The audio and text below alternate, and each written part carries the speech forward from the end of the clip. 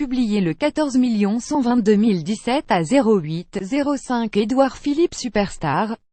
N'exagérons rien, disons que c'est Édouard bien dans 6 pompes, si vous me permettez l'expression.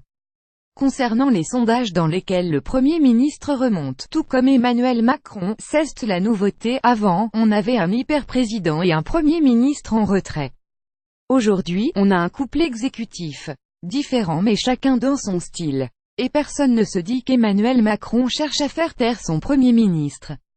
Il semble loin le temps où Édouard Philippe se faisait griller la politesse par le président qui avait décidé de parler au Congrès à Versailles, la veille de son discours de politique générale.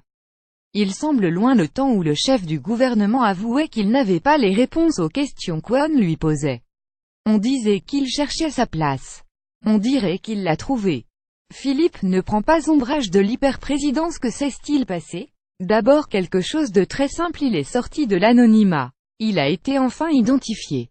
Il est passé du statut d'inconnu du grand public au statut de Premier ministre qui endosse les sujets du gouvernement. On a vu qu'il y avait un partage des rôles qui s'exerçait. Le climat, l'Europe, l'international, c'est Emmanuel Macron qui les incarne.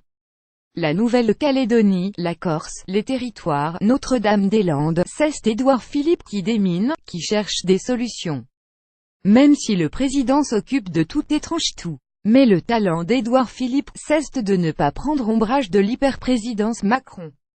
De ne pas prendre ombrage et, en même temps, de revendiquer son rôle. Il ne tient pas à être un collaborateur comme Nicolas Sarkozy le disait de François Fillon. Parce qu'il a plutôt une haute opinion de lui, cela ne risque pas d'arriveur. Mais Édouard Philippe ne se hausse pas du col pour autant, contrairement à ce qu'on aurait pu penser. Ce qui frappe surtout, c'est qu'il a réussi à trouver le ton à côté d'Emmanuel Macron. Ce n'était pas facile. Il a aussi réussi à être le chef d'une majorité à laquelle il n'appartient pas. C'est quand même fort.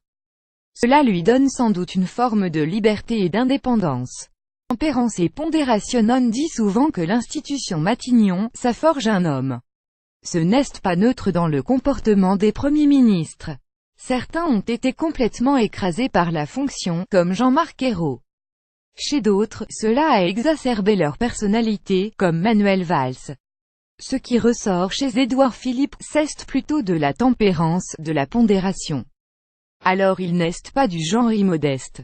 Mais il y a chez lui le souci de se rappeler constamment qu'il a été maire du Havre. Vous savez, lorsqu'on lui demande si Matignon c'est l'en fait, et Édouard Philippe répond c'est parfois dur, froid et rugueux, mais il y a tellement de métiers bien plus difficiles. Pour un peu, on oublierait qu'il a été un énarque bon teint et un techno-jupéiste. La rédaction vous recommande lire la suite.